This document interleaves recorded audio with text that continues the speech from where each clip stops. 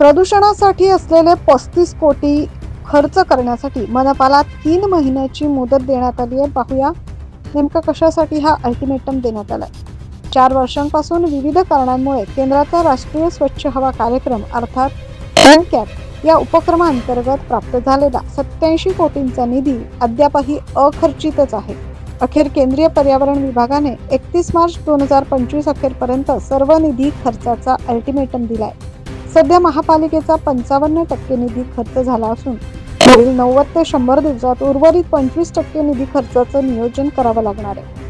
मागील काही दिवसांपासून नाशिक शहर वायू प्रदूषणाच्या विळख्यात सापडल्याचे पाहायला मिळतंय।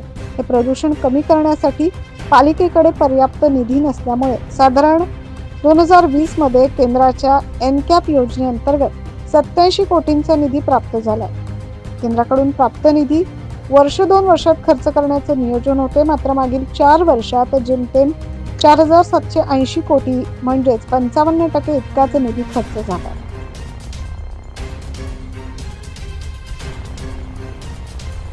यापूर्वी देखील केंद्राने निधी खर्च न केल्यास संबंधित रक्कम पुन्हा समायोजित करण्यासाठी अल्टिमेटम दिला होता। त्यामुळे आता उर्वरित निधी खर्च करण्यासाठी 3 महिन्याचा अल्टिमेटम देण्यात आला। Bureau report 9 news Maharashtra.